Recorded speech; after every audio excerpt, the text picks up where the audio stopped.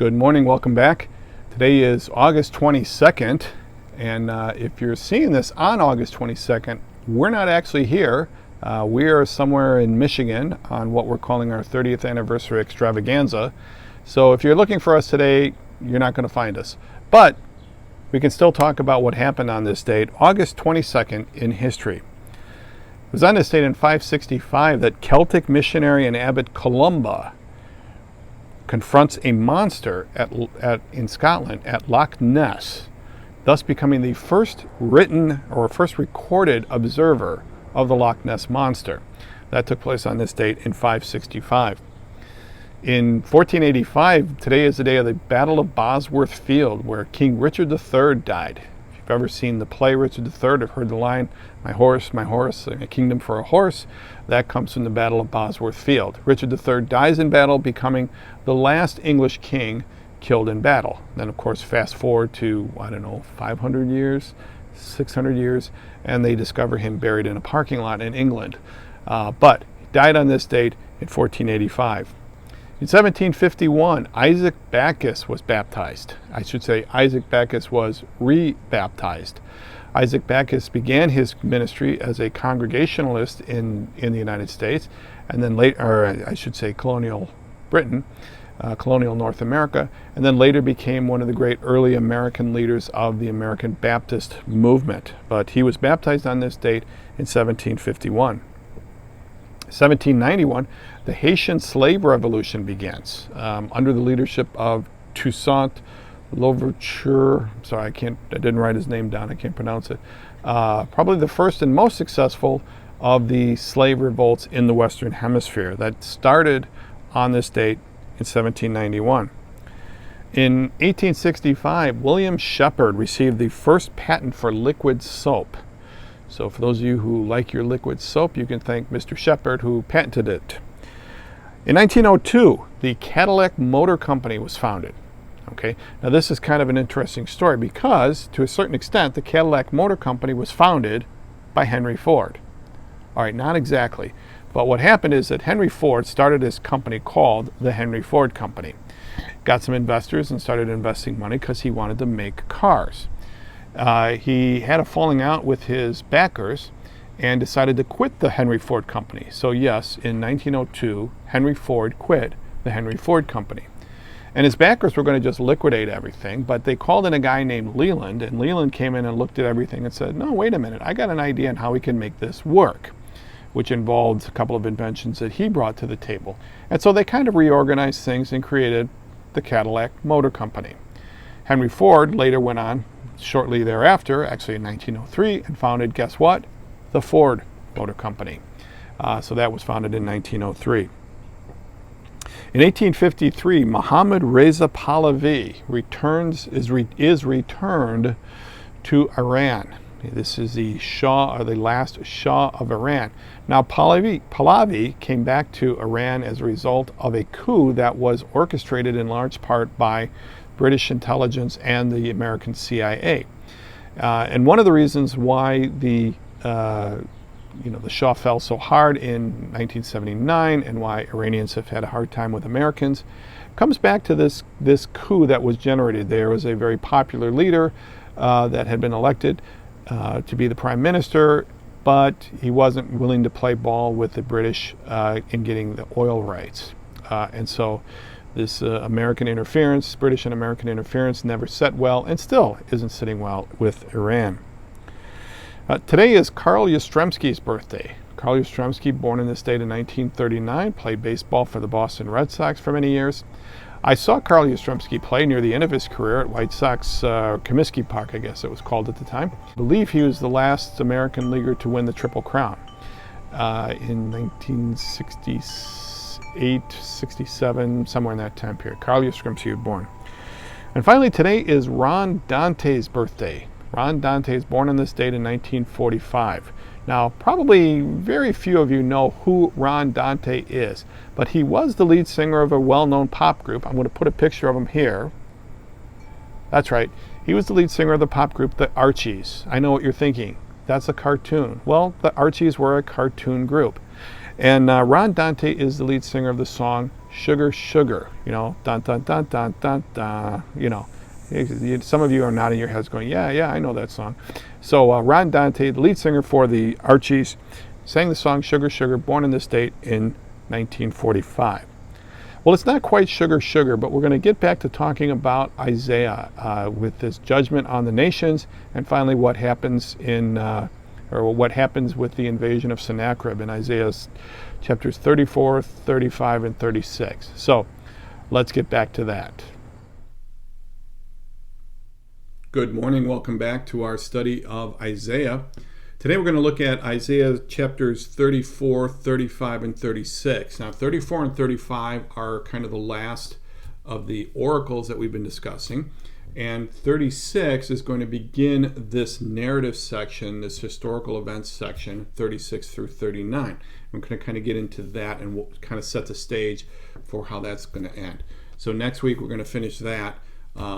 But this week, let's get into talking about chapters 34. Let's start with 34 and 35. Now, remember, last week when we finished talking about that six chapter passage, chapters 28 through 33, or 27 through 33, where the Lord is specifically critiquing this plan that Israel has to trust in Egypt. And you remember he's very critical. He said, no, you've got a plan, but it's not mine. It's all that kind of, and I won't kind of repeat all of that. But it was very specific in that this is not what I want you to do. The Lord had said, I want you to do this. And Judah said, no, we're gonna go ahead and do this instead. Okay, so when we end that, before we get into actually what happened or the culmination of it, we have this last little section here, 34 and 35, which is a judgment of the nations. Okay, and it's a kind of a universal judgment on the nations, very similar to what we had in 24 through 27. Remember, Isaiah, there are some very similar themes going through this, and I think this is typical of a lot of the prophets. You see that they have a message and they preach it here, and then they preach a very similar message here because it's a different audience, even though it's a very similar message. And so there's a lot of repetition, what we would call repetition, looking at it, but we have to remember that this is just kind of a collection of what Isaiah had to say.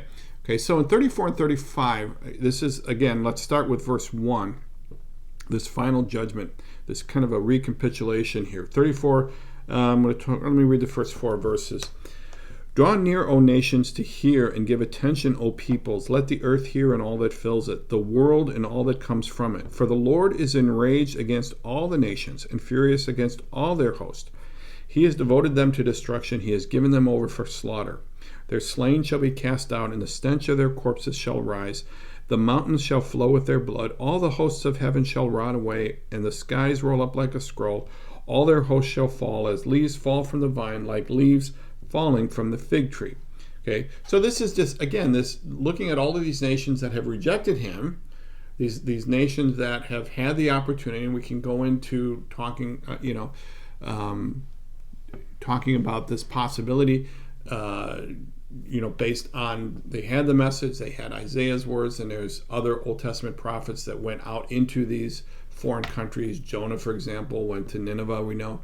And so this message might have gotten out, but then we know from Paul's discussion in Romans that there is still within, just even in existence, there's enough information there that they could have known God if they'd wanted to, okay, if there had any indication that they wanted to. And so this would have been a great assurance to those, to the original readers, to certainly to the original readers, and perhaps to the original hearers, if this was in fact a message that was given to, say, Jews, people in isolation, people in exile. Well, wouldn't have been in exile at this point, but or maybe the northern kingdom, members of the northern kingdom would have heard this and they would have gone, oh great, at some point the Lord is going to step in. Okay, and he just says here, draw near, O nations, to hear. So everyone, this applies to all nations. Okay, everyone gonna take care of this. Okay. Verse 4, it's just, all the hosts of heaven shall rot away. Okay, so in terms of kind of just talking about the extent of this particular destruction, it's going to happen to all the nations. And again, you can take these passages and compare them to the language used in Revelation to describe things like the Battle of Armageddon, what we call the Battle of Armageddon, and that kind of stuff. And you can clearly see that John draws from these images that Isaiah creates here. All the host of heaven shall rot away. Now we're talking about one of two things here when he talks about the host of heaven. Okay, so it isn't talking about something angelic. It isn't that I'm going to even destroy my own angels here. It could mean that even the literal stars are going to fall. That literally there's just going to be a galactic collapse. That's a possibility. More likely is that he's talking about their panoply of gods, that their list of all of the various different what the Jews and us would consider false gods, that they're all your hosts of heaven are going to be destroyed. Okay, so whatever it is you trusted in, I'm going to destroy. They're going to be destroyed as well. Okay, now how that is going to happen, I don't know. What that's going to look like, I don't know at this point. But he said, "For my sword," verse 5, "for my sword has drunk its fill in heaven. Behold, it descends for judgment upon Edom." Okay, so once again, Edom is standing in as the representative nation. Like what I did. Let me give you an example of how this is going to go down. What's going to happen to Edom? This is what you have to look forward to. "Upon the people I have devoted to destruction, the Lord has a sword, and it is sated with blood. It is gorged with fat, with the blood of lambs and goats, with the fat of kidneys of rams. For the Lord has a sacrifice in Bozrah, a great slaughter in the land of Edom." Okay, it's talking about this sacrifice, and the interesting thing that he uses this phrase "sacrifice" here, that he's looking at this as a sacrifice, because really, if you go through the Old Testament, when does the sacrifice come into play? It comes into play when some transgression has taken place. Okay, so sin requires a sacrifice. Okay, and then we can look at our New Testament ideas of atonement and say, well, yeah, that sacrifice was Christ's death on the cross. I mean, that's kind of the New Testament answer to this problem. Okay. "Wild oxen shall fall with them, and young steers with mighty bulls. Their land shall drink its fill of blood, and their soil shall be gorged with fat." Okay, so there's going to be a lot of destruction here. "For the Lord has a day of vengeance, a year of recompense for the cause of Zion." Okay, so why is he doing this? So, the original readers would have said yes. So part of this has to do with how you've treated Israel, how you've treated Judah, how you've treated the Jews. Okay, so this is recompense. The Lord is going to say, hey, you guys had an opportunity to get back, like Assyria and Babylon and Persia and all these countries, and then throughout the Old Testament, the Amalekites, the Midianites, all of these guys that caused grief, the Philistines that caused grief to Israel during these times. This is recompense for that. This is, I'm just going to get you back. You're going to be gotten back. You're going to get your just rewards for not treating God's people correctly. Night and day, where am I? Verse 9. "And the streams of Eden shall be turned into pitch." This is like coal or kind of a black tar. Tar is the word I'm looking for. Okay, you see pitch was something they would use to waterproof boats with. That it was a kind of a tar, and when water turns to tar, there you go. It's not much good. But there's going to be so much destruction and things thrown into the water, that's what's going to happen to it. "From generation to her land shall become burning pitch. Night and day it shall not be quenched. Its smoke shall go up forever." Interesting. Again, when Jesus is talking about the smoke of their torment shall go up forever, I'm wondering if he's drawing from this picture. I don't know. Maybe.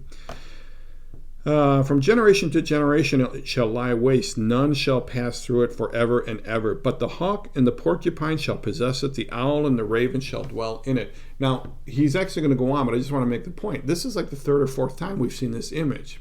That the Lord is saying, look, this city you see full of people, that it's just going to be deserted. It's going to be there's going to be animals, wild animals walking around it. Okay, that is just going to be that much of a switch. Remember I don't know, 10 years ago, 15 years ago, there was a big rain and a heavy flood in the northwest Indiana area. And there's a road that goes through northwest Indiana, I-80-94, and if you're from the area, you know it, okay? And it's a road that has about, I don't know, 10 billion cars on it a day, give or take one or two, all right?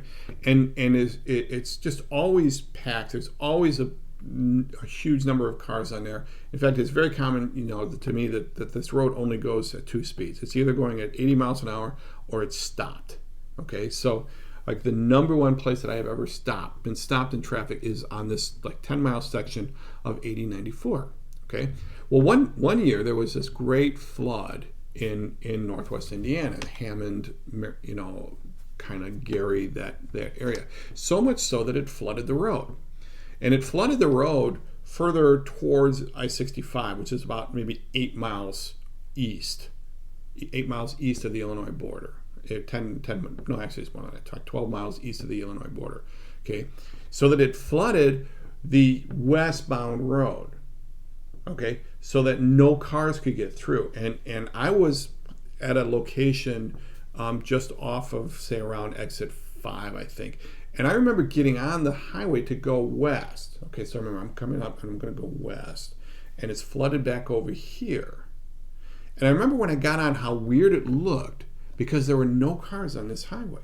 Now this is a highway that is always packed. And this was like 5 o'clock in the afternoon, 5 or 6 o'clock in the afternoon, and there should have been 1,000 cars inside, and yet it was nothing. It was deserted. It was just a really weird sight, just because of this natural destruction. And that's kind of similar to what he's saying. The natural destruction of these cities, or the destruction that's going to come on these cities, these grand capitals, is going to be such that it's just going to be so weird. It's just going to be animals walking around, okay?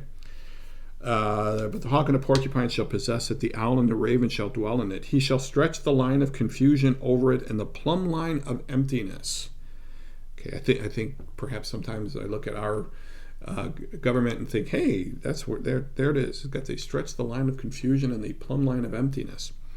But regardless, its nobles, there is no one there to call it a kingdom, and its princes shall be nothing. So it's just going to be, the ruling class is going to be gone. This is how extravagant this destruction is going to be. Now, going on, he's just describing what this is going to look like. Thorns shall grow over its strongholds, nettles and thistles in its fortresses. It shall be the haunt of jackals and an abode for ostriches. And wild animals shall meet with hyenas. The wild goat shall cry to his fellow. Indeed, there the night bird settles and finds for herself a resting place. Okay, it's going to be so deserted that birds are going to just build nests there. Okay, there the owl nests and lays and hatches and gathers her young in her shadow. Indeed, there the hawks are gathered, each one with her mate. Seek and read from the book of the Lord. Not one of these shall be missing. None shall be without her mate. For the mouth of the Lord has commanded, and his spirit has gathered them. He has cast the lot for them. His hand has portioned it out to them with the line. They shall possess it forever. From generation to generation, they shall dwell in it. Okay. Now, I still think throughout this passage, he's still just talking about these animals that are going to live in these cities, and that's how deserted they're going to be. Okay, or they're going to be abandoned. There the owl nests and lays and hatches. Indeed, there the hawks are gathered. Okay, let me go to verse 16. Seek and read from the book of the Lord. Now, what is he talking about? Okay, we don't know. What is the book of the Lord? We don't really know. Is he referring to other writings? There's a lot of possibilities of what he's talking about. Could he be referring to other writings? I think the NIV calls it the scroll of the Lord. Okay, is it another book? When you read through like Kings and Chronicles, there's constant references about the book of the Kings and all of that. So there's clear there were other records, and I think here this is a situation where he's just referring to this other book that the original readers would have said, oh yeah, I get it, I know what that is. Okay. But he's just saying, you can look there as source. Not one of these shall be missing, none shall be without her mate. For the mouth of the Lord is commanded, and his spirit has gathered them. Okay, they shall possess it forever, for generation to generation. Again, I think we're just talking about these birds, these animals that the Lord is saying, listen, I got a place for those. Which kind of reminds me of the passage in Matthew 10 where the Lord says, are not two sparrows sold for a farthing, yet not one of them will fall to the ground outside of your Father's care. Okay, and there's other passages to this end, similar to this, that the Lord has this detail. Let me put it this way: what does this tell us about God? Now, in the course of this destruction that's happening, this judgment upon sin and rebellion against Him, He's got a plan for the birds and the animals to have a place to live. So God is a God who sweats the details, the big picture details. Okay, and all that we needed to do to avoid this was obedience. Okay, or all these nations needed to do was obedience. Okay, all right. They shall possess it forever. Now, going into verse 35, there's sort of a reverse. Okay, so what happens is you have these great cities in 34, and the Lord is saying, I'm going to come in and I'm just going to make these a wasteland. Then in 35, He comes back and says, this wasteland I'm going to make into a garden. I'm going to make it someplace beautiful. 35 verse 1, the wilderness and the dry land shall be glad, the desert shall rejoice and blossom like the crocus, it shall blossom abundantly and rejoice with joy and singing. The glory of Lebanon shall be given to it, the majesty of Carmel and Sharon. They shall see the glory of the Lord, the majesty of our God. Now this could be either the remnant are the ones that are seeing it, or those that are in Lebanon and Sharon, but it shall be visible so.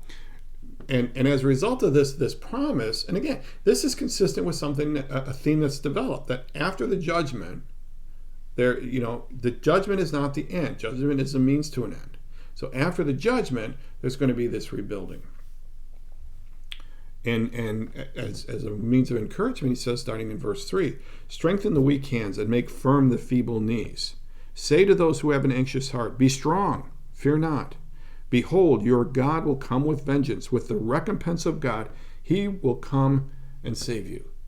Okay? And so this is to those who are, in captivity or perhaps being oppressed. This is like, share this with the weak. God is going to come back. Which brings back the question that we've talked about many times throughout Isaiah. Who are you going to trust? Okay, who are you going to trust? And we're going to touch on that in a couple of minutes.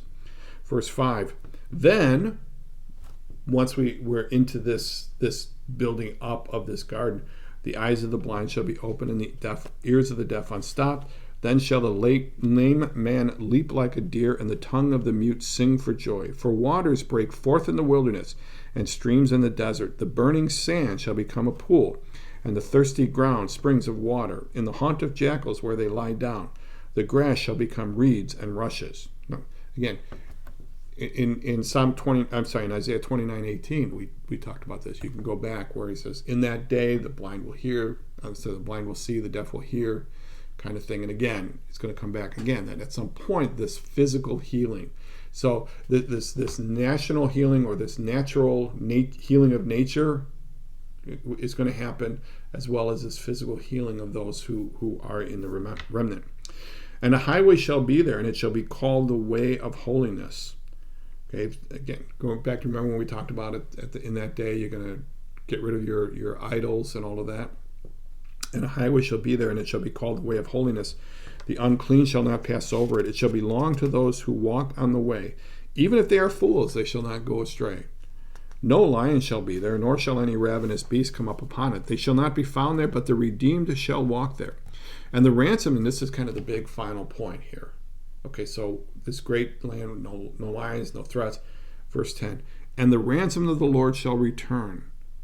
Okay, again, this remnant idea, that the Lord has done His part and has brought these people back, shall and come to Zion with singing. Everlasting joy shall be upon their heads. They shall obtain gladness and joy, and sorrow and sighing shall flee away.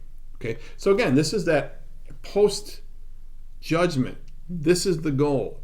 This could have been the situation that Judah and Israel could have found themselves in this, but they chose their own plan. Their own plan. No, we're gonna trust Egypt.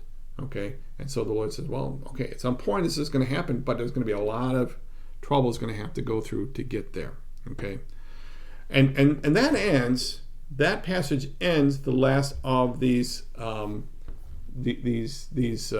judgments coming on. Okay, now there's still a little more later on. Okay, but this particular section of judgments, and we move from here into 36 through 39, which are three events are talked about. There's the invasion by Sennacherib, there is the Hezekiah's illness, and there is the visit of the Babylonians. Okay, so there's three historical events that are talked about in chapters 36, 37, 38, and 39. Okay, now one of the reasons for these passages, okay, is one, this Sennacherib thing is going to kind of just say, here's how all of this ended. Okay, so all of these prophecies that Isaiah has been given throughout Isaiah, throughout the first 36 chapters, where he's saying, oh, I'm going to take care of Assyria, I'm going to take care of Assyria, I'm going to take care of Assyria. Here we have the story of how he takes care of Assyria. Okay, so that's one of the reasons why it fits right here to kind of look at it and go, okay, so I told him, here's what I did.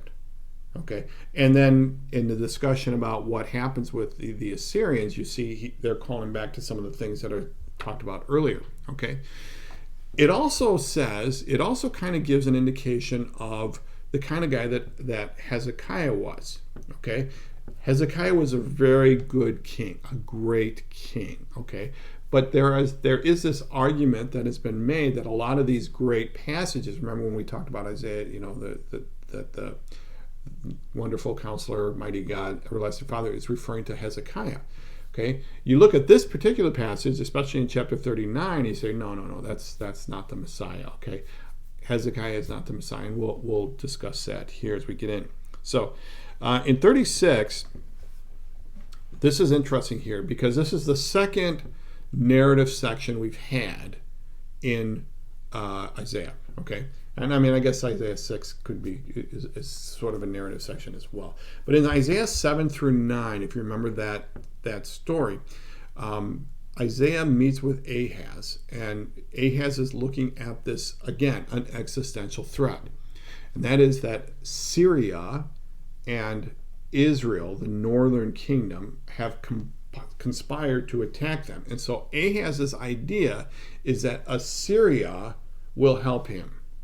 Okay, Assyria will help him, and so, and when Assyria is going to help him, and Isaiah says, okay, look, you need to trust God. God will give you a sign. Ask for a sign. Okay, well, the Lord's going to give you a sign, and the sign is that by the time the child is born, that a child will be born, and by the time the child will be born, this threat will be gone, and that is in fact what happens. Okay, but the immediate threat, that threat from Syria and Israel, is gone, but the threat from Assyria isn't gone. Okay, and now that's being dealt with later. Okay, and that's where we talk about this event here. And now Hezekiah is the king. Hezekiah is Ahaz's son. Okay, now Hezekiah is a great king. Now, just side note, this kind of mirrors a passage in 2 Kings 18 through 20. Yeah, 2 Kings 18 through 20, where you can kind of read just a historical narrative event. And so now Isaiah is, now again, there's a question, is Isaiah drawing from Kings, or is Kings drawing from Isaiah, or did Isaiah write them both? Okay, that's, or another way to say that same thing, did the same writer write both Kings and Isaiah? That's a possibility as well. Okay, but a lot of these details would come in, and I don't want to kind of try and harmonize the two, but I will make a couple of references here as we go on. Okay, so Hezekiah is Ahaz's son. All right, and now, as far as when Hezekiah becomes a king, we're not really clear. Okay, dates are a little squishy when we start getting into things. When is the official date? When is the official start date? It seems that based on some references that Ahaz and Hezekiah kind of had a co-regent thing going for a while. Hard to tell. Okay, and again, I don't want to get lost in those kind of details at this point. But by the time we get into 36 through 39, Hezekiah is clearly the king. Now Hezekiah, and we know this from the king's account, Hezekiah comes in and does a lot of stuff, okay, a lot of really good stuff. He breaks down the high places, gets rid of a lot of the idolatry, really tries to turn the nation back to following God. Okay, and so he's a really great king. In fact, it says in Kings that there was no king like him, okay, before or after. And this is compared to David, okay? So there's no king like him, okay? And so Hezekiah is a really good, godly king, all right? And now he is the king, and now he is facing an existential threat. Now back from Assyria. Now his father Ahaz was facing an existential threat in 7 through 9 from Syria and Israel. Okay, again, there's Syria and Assyria. Okay, so these are the two. So these two events kind of bookend each other. All right, so Ahaz decides to trust Assyria, and then the Lord spends a lot of the next, the Lord through Isaiah spends the next several chapters, 20 chapters or so, saying what a bad idea that is. Okay. And so now we kind of get into the details of what happened, okay? In the 14th year, and I'm 36 verse 1, in the 14th year of King Hezekiah, Sennacherib, king of Assyria, comes up against all the fortified cities of Judah and took them, okay? Now, Sennacherib is the king of Assyria, okay? He is the son of Sargon II, okay? Sargon would have been the king during Ahaz's time. That Sargon would have been the one that Ahaz was trying to make a deal with. Now Sennacherib is the king, and he's decided that he's going to take out some of these. Now again, you can follow and read historically. Sennacherib was a historical king. There's stuff written about him. But apparently, he spent the first couple of years of his reign kind of taking care of palace revolts and that sort of thing. And while he was doing this, he apparently was battling with Egypt at the same time. There was a big battle at Lachish that ultimately Sennacherib wins. But Sennacherib is the king. A great name, Sennacherib. I always liked that name. I think if we'd had a third son, we would have named him Sennacherib. But regardless, so Sennacherib has taken this opportunity, and he's now invading, and he's come down into the land, into the Levant, into Palestine. Coming up on Jerusalem, and he's taken all of these fortified cities. These are these outlying forts kind of things. Okay, so he's kind of eliminated all of those, and now he and his army in particular, are at the gates. Okay, or they're right there. They're ready to attack. And let's see what happens. And the king of Assyria sent the Rabshakeh from Lachish to King Hezekiah at Jerusalem with a great army.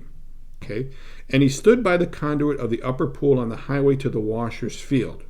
And there came out to him Eliakim, the son of Hilkiah, who was over the household, and Shebna, the secretary, and Joah, the son of Asaph, the recorder. Okay, all right, some interesting stuff here. First of all, Rabshakeh. What is the Rabshakeh? Now, the NIV doesn't bother with it. So the Rabshakeh is kind of like the literal Hebrew translation of the word, because we don't really know what this position is. Okay, now the king's account talks about 3 leaders coming, and they give 3 different names. Okay, now Isaiah only talks about the Rabshakeh, and he's the one doing the talking. Okay, now the NIV calls it field commander, translates it as field commander, and that's very well what he could be. But regardless, it was it's a position. It's not a name. Okay, the Rabshakeh. It's not, it's some sort of position, some sort of representative who can speak on behalf of the king, of Sennacherib, and say, okay, here's what I want you to do. Okay, so he's some sort of a spokesman, some sort of a commander, some sort of a leader of the Assyrian army, and he's going to come and present to the Hebrews the demands of Sennacherib. And he's met by 3 guys. Now this is interesting because these 3 guys we've heard it before. Okay, verse 3, it came out to him Eliakim, Shebna, and Joah. Okay, now this is kind of interesting because we heard about these guys in Isaiah 22, 15 through 25. Okay, same 3 guys, right? Eliakim, Shebna.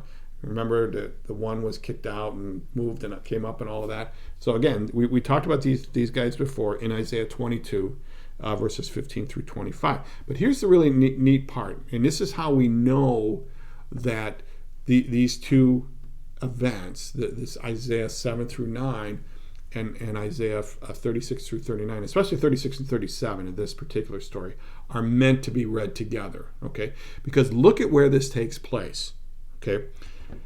So the Rabshakeh comes to speak to Hezekiah, and he stood by the conduit of the upper pool on the highway to the washer's field. So this confrontation is going to take place at this very specific location. Okay. Now, if we go back to Isaiah 7, page 42, that's in case you have my book, it's on page 42. If you remember on Isaiah 7, Ahaz has this situation. Ahaz is where I got to find my point here.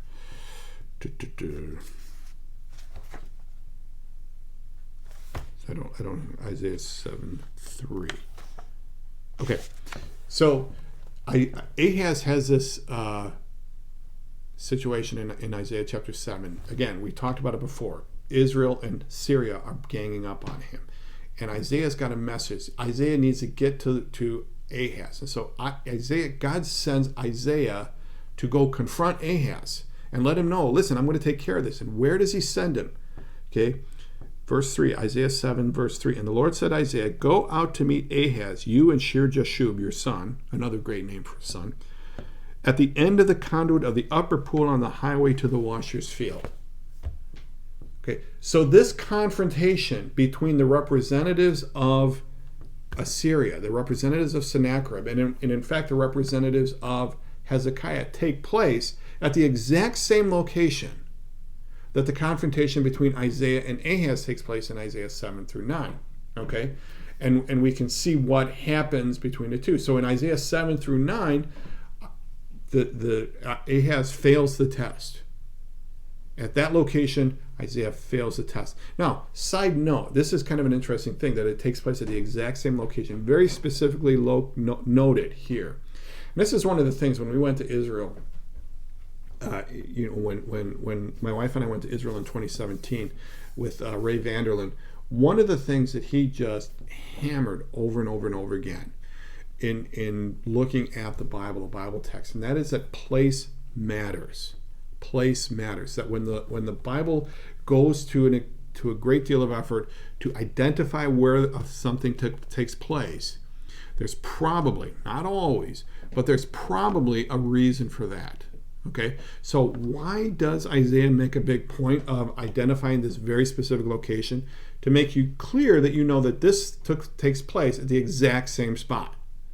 Okay, so it takes place at the exact same spot. So now this Rabshakeh is going to speak to these three representatives. Now, Sennacherib and Hezekiah you don't actually meet here in this situation. Now, this isn't really unusual. I just finished reading this book about the Third Crusade, and I think I talked about it a couple weeks ago.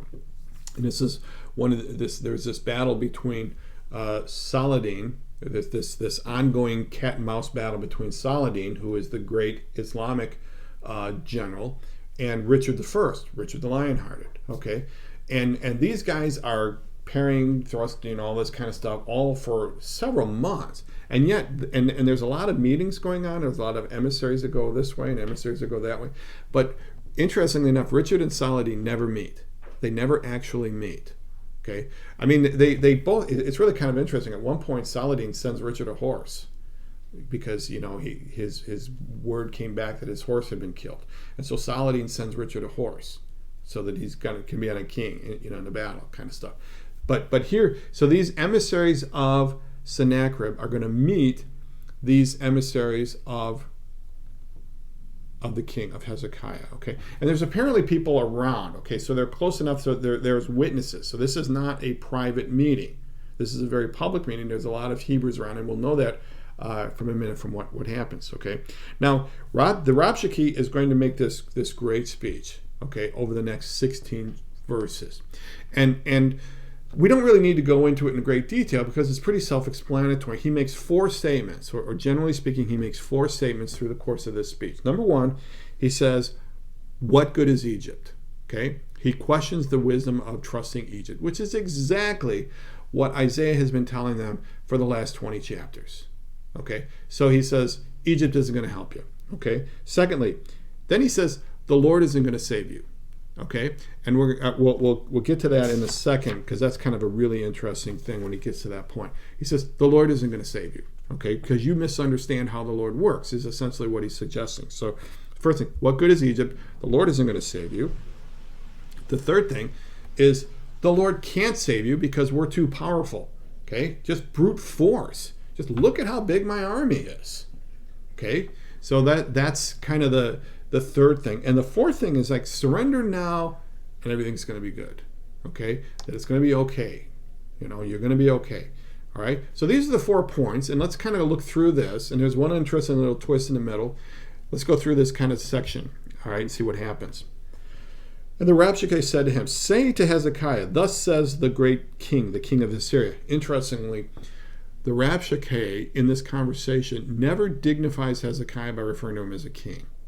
Okay, so to Sennacherib, Hezekiah is just a tribal warlord at best, just kind of in the way. Okay, so tell Hezekiah, tell Hezekiah that the great king, the king of Assyria, says to them, on what do you rest this trust of yours? Now, keep in mind, the Rabshakeh is saying this to the 3 guys, but there's other people listening. Okay, so it becomes pretty clear that he knows he's wasting his time. I think he knows he's wasting his time talking about to Hezekiah. Okay, they know enough about Hezekiah to know he's not going to change his mind. But we got to get the people on our side. If we can get the people on our side, it may save us the trouble of a battle. So I think he's kind of saying this in a very loud voice. You've ever been in a situation where 2 people are talking, or you're having a conversation and you're talking to somebody else, not for the purpose of communicating with that person, but that this person over here hears what you're saying. Okay, maybe you've done this when you have kids. You're talking to your spouse in a way loudly so that your kids overhear it.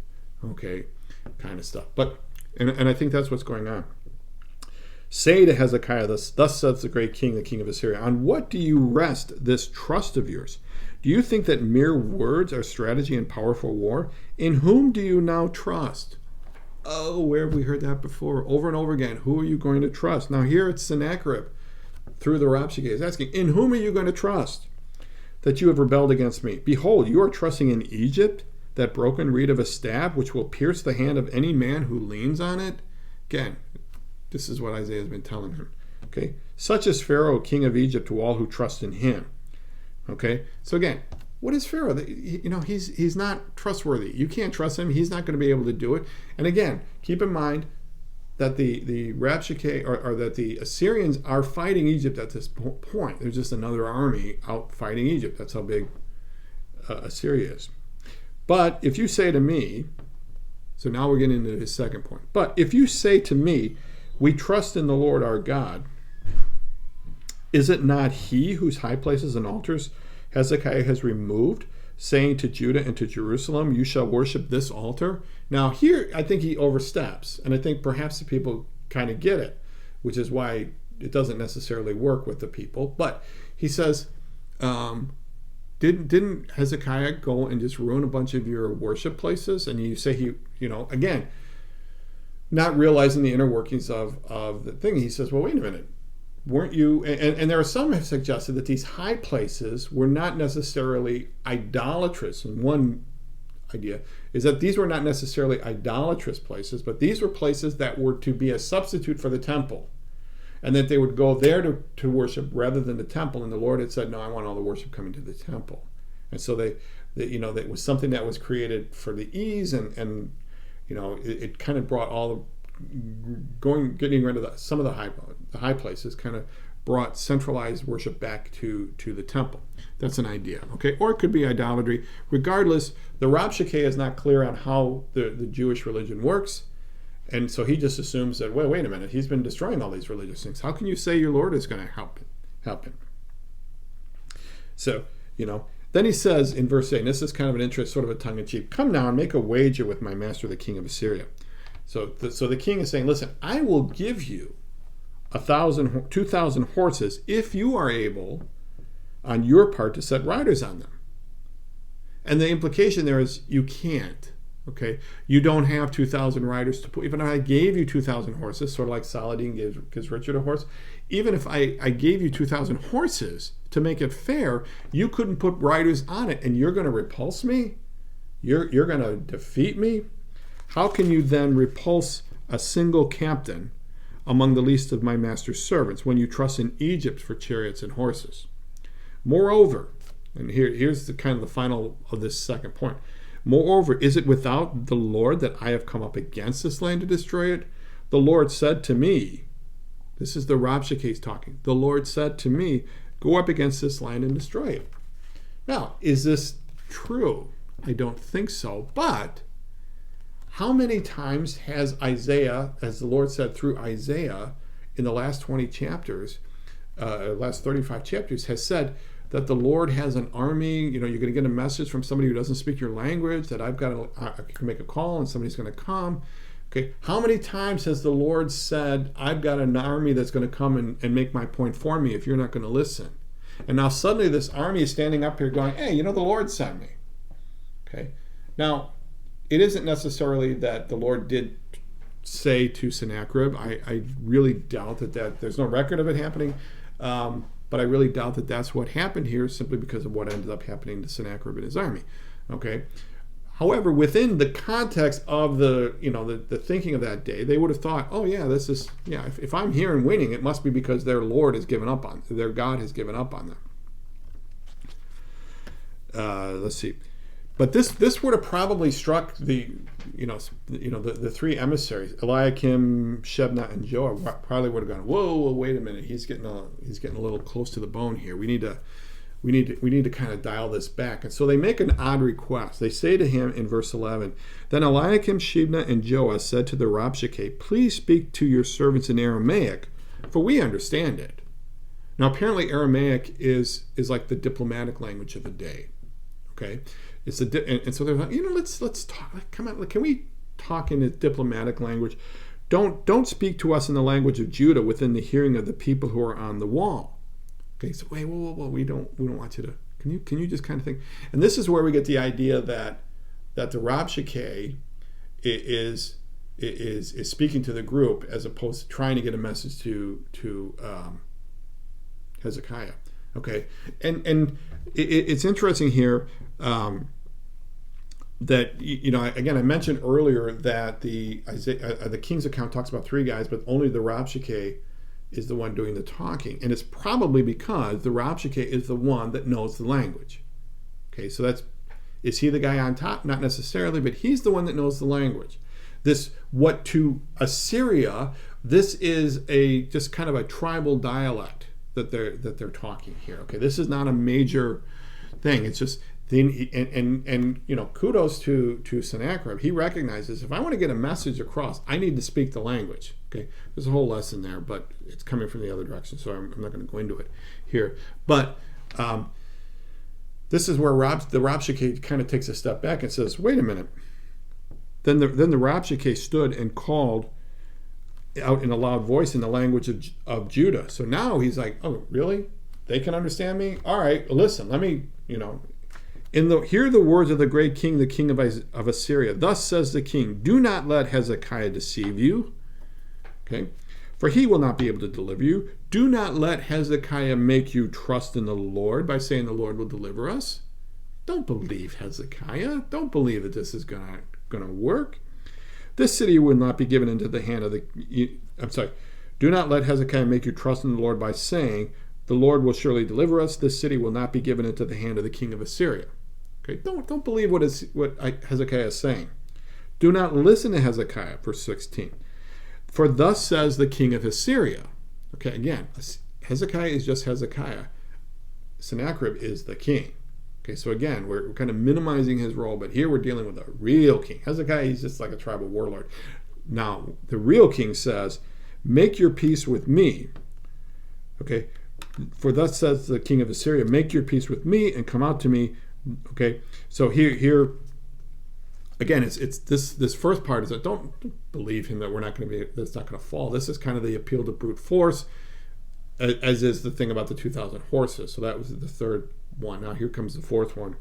Do not listen to Hezekiah, for thus says the king of Assyria, make your peace with me and come out to me. Then each one of you will eat of his own vine, and each one of you his own fig tree, and each one of you will drink the water of his own cistern. Okay, so maybe at this point they're in like a siege mode. They're in the city, and the Rabshakeh is saying, no, listen, listen to me, and go with me, trust Assyria, just like Ahaz trusted Assyria. Okay, maybe in the back of their mind they're thinking, just like Ahaz trusted Assyria. Okay, and you'll be returned to your home until I come and take you away to a land like your own land.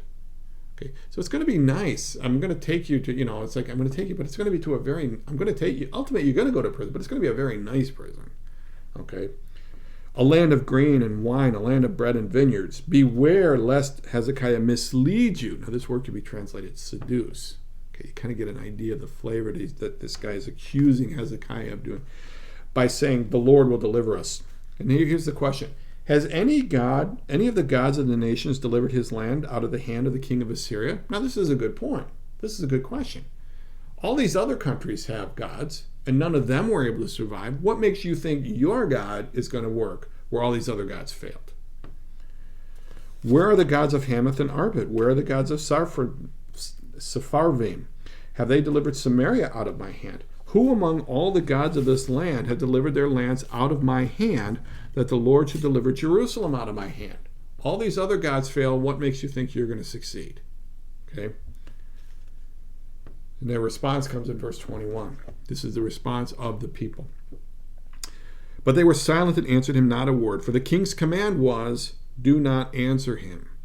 Then Eliakim, the son of Hilkiah, who was over the household, and Shebna the secretary, and Joah the son of Asaph, the recorder, came to Hezekiah with their clothes torn and told him the words of the Rabshakeh. Okay, so they went back to Hezekiah and gave him the message. And what does Hezekiah do? We'll talk about that next week. But here he is faced with a situation where the Assyrian king is basically saying, trust me. Trust me. Don't trust God. Trust me. Kind of a very similar situation, argument that Isaiah had with Ahaz. Although Isaiah was saying, trust God, not the king of Assyria. Okay, so thank you for being with me here today. And next week we're going to get into 37, 38, and 39, and we're going to find out what happened to what did Hezekiah do, what happened to Hezekiah, and what did he do when the Babylonians came by. So thank you very much for being with me, and I look forward to seeing you again next week.